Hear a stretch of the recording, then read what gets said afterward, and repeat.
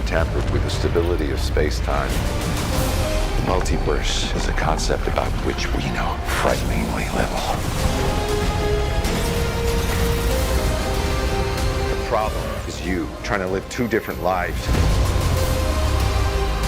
The longer you do it, the more dangerous it becomes.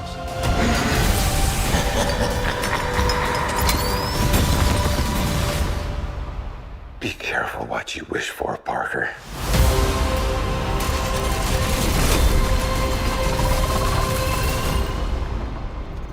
Hello, Peter.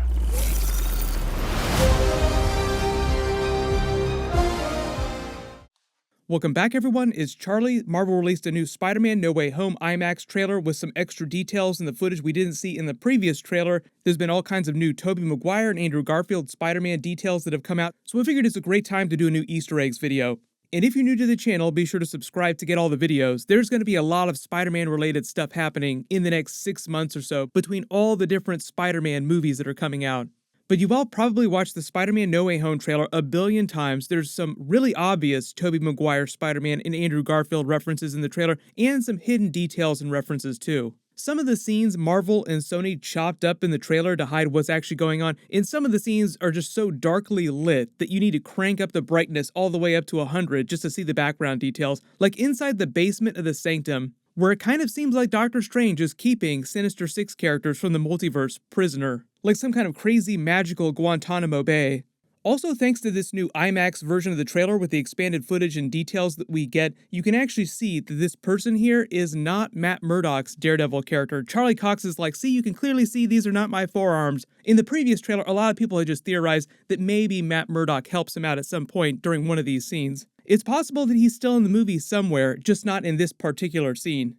But we'll start with the bigger, more obvious Easter eggs and references, then talk about the newer hidden details that we've gotten some more information about recently. Yes, I know that everyone is still talking about this special effects scene of Andrew Garfield's Spider-Man that people claim is from the movie. Apparently there was a deepfake artist that used a picture of this, the Andrew Garfield Spider-Man blue screen, and animated it, then admitted that it was fake, but then supposedly recanted that part and said that it wasn't fake, like the picture itself that he used to make the deepfake animation was not fake, just the animation, so I wouldn't worry too much about that. The reason why it doesn't matter whether or not this scene is real or not is because the whole point is that we all believe that Andrew Garfield is in the movie. So I think the takeaway from this particular scene here is, who cares? It might not be a scene in the movie, but Andrew Garfield's Spider-Man is in the movie. Also, if there were actual really big leaks like this, Sony would have taken them down for copyright immediately when they first happened. They have an army of people dedicated to protecting against huge leaks like this. If you remember when Avengers Endgame leaked out on YouTube the week before the movie came out, Marvel flipped. But in the trailer, we can clearly see at least 5 of the original core Sinister 6 characters. There's the very obvious Alfred Molina Dr. Octopus because he literally steps out onto this big bridge fight scene and greets Peter. Hello, Peter. I will explain in a second why he knows who Tom Holland's Peter Parker is. And this is the part of the movie that Sam Raimi commented on. He just said that he thought that it was beautiful that they brought Alfred Molina's character back. It talked a little bit about the way they were changing the special effects for his octopus arms, saying that when they made Spider-Man 2, they used puppetry to do all of his arms. They're using a lot of digital effects to de-age Alfred Molina a little bit because he is almost 20 years older, so they want him to look almost exactly like he did during Spider-Man 2.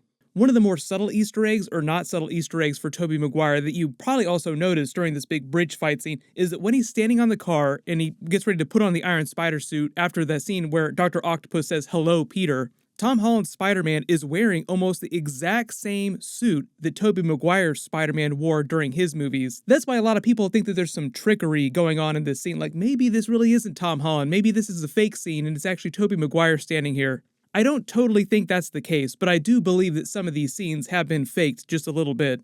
Then there's Willem Dafoe's Green Goblin because of the Goblin bombs and his cackle. There are also a lot of people that claim that these are pictures of him from the actual movie itself. I don't know if that's true or not. But the great thing about Willem Dafoe is that if you look at him now and you look at him during the events of the original Spider-Man movies, it doesn't look like he's aged a day, like he looks almost exactly the same. Then there's Jamie Foxx's Electro. He was announced a long time ago and made all those posts on his Instagram account, so we knew he was going to be in the movie. But now you can see his yellow lightning twice during the trailer. The reason why it's yellow is just because they're making him look more comic book accurate during this movie, but it is meant to be his version of Electro from The Amazing Spider-Man 2. Also, during this particular Electro scene, you can see what looks like Sandman rising up from the ground with a giant face forming in the dust cloud here. I also kind of think the black and gold suit that you see Spider-Man wearing here in the bottom corner of the frame during this fight is like the MCU version of the anti-shock suit, just based on the way it seems like he's using it during these scenes. They make perfect replica toys like this Hot Toys design, which gives us a way better look at the actual suit itself. Notice all the circuitry weaved around it, mixed with what seems like Doctor Strange's magical artifacts as gauntlets, like he's wearing Doctor Strange magic gauntlets. This blue effect is meant to represent him using magical energy for shields and for his webbing. Like him creating a shield that looks similar to the one Doctor Strange used in Avengers Infinity War, but blue. And whatever's going on with his webbing here, it just seems like it's magic-enhanced webbing. Then the fifth Sinister Six character is the less visible, what seems like lizard here in this Doctor Strange dungeon scene. Like you see a hand reach out and try to claw him. If you tune up the picture just a little bit, it does seem like a lizard hand trying to swipe him. And in a separate scene when he's running through the Fee Shelter and rips his mask off, chasing one of the villains down, if you look at his chest, it looks like it's got big claw marks in it, like lizard claw marks across the chest. There was supposedly a behind-the-scenes picture of this basement scene that more clearly highlighted all the cells that leaked out. I'm not going to put it in this video just for copyright reasons. Sony probably would take it down, but it just confirms what we all saw in the previous trailers. But basic timeline for the movie, the way it seems like it goes down is that first he comes to Doctor Strange to make the one more day request. Please make everyone forget that I'm Spider-Man. That goes completely wrong with unintended consequences, bringing the Multiverse Sinister Six villains from the Tobey Maguire Spider-Man movies and the Andrew Garfield Spider-Man movies. And at some point, Doctor Strange just captures these Sinister Six villains and contains them in these magical prison cells. Where we get to the bridge fight scene where it seems like he's fighting multiple Sinister Six villains, like you have the Dr. Octopus fight, but you also have the Goblin bombs. Clearly, they have to escape at some point. We see Spider-Man fighting Doctor Strange for that magic box with the special sigils on it. The symbol on the box is the same symbol of Agamotto, the pattern that you can see on the Eye of Agamotto amulet, which he's wearing again. And the symbol is also part of the sigil on all the sanctums in the window here.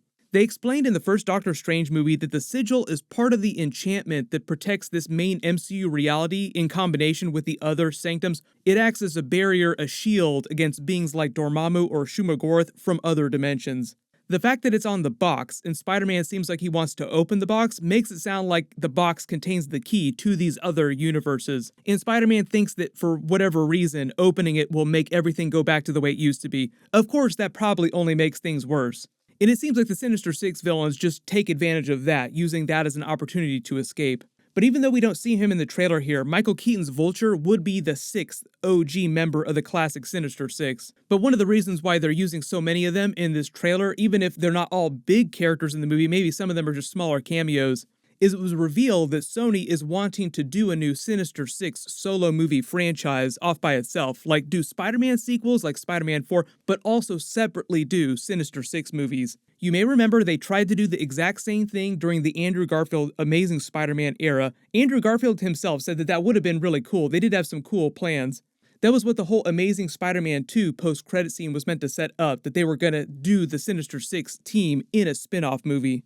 But I know on top of all these Easter eggs, there are all kinds of theories that Marvel is messing with the trailer footage, faking some scenes like they did with the Avengers Infinity War trailer and the Avengers Endgame trailers, so the people don't actually know what's going on. Like a lot of stuff in these trailers could be totally fake. But with that being said, based on all the new details, it seems like we're just getting a little Andrew Garfield Spider-Man in the tiniest, smallest cameo scene from Tobey Maguire. Just right now, based on everyone hunting down Tobey Maguire for pictures the past 6 months, it seems like he's probably only going to have a very short scene, probably at the end of the movie, and without more evidence, I do not think that we're going to see him wearing his Spider-Man costume, even though that would be really cool. And notwithstanding all the recent Andrew Garfield Amazing Spider-Man supposed leaks, I think that at some point in the movie, we will see him in his Spider-Man costume in a more active role than Tobey Maguire's Spider-Man. So just be sure to temper your expectations accordingly. If you think you spotted any more Tobey Maguire or Andrew Garfield Spider-Man references during the trailer footage, just write it below in the comments. We're gonna get a new trailer pretty soon, and in that trailer, there'll probably be even more Easter eggs and references to their Spider-Man movies. And I know there's all kinds of rumors about the Venom Let There Be Carnage post-credit scene in Spider-Man crossover. The movie is out on Thursday, so I will do my full post-credit scene video either Thursday night or Friday morning, and you won't have to wait that long to find out what's actually going on. Yes, Tom Hardy was wearing a Spider-Man No Way Home crew hat, and they only give those to people who worked on the movie. But I think that somebody just gave him that. He's not a huge character in the movie. Maybe at best, we have a small post-credit scene reference hinting at Spider-Man and Venom crossover eventually, but that's probably going to be it for Venom in this movie. My full Marvel What If Episode 8 video will post on Wednesday just like normal. It's for the version of Ultron that winds up getting all 6 Infinity Stones. Everyone click here for my brand new Marvel Eternals trailer video, and click here for my What If video all about the Infinity Gauntlet version of Ultron. Thank you so much for watching, everyone stay safe, and I'll see you in the next video.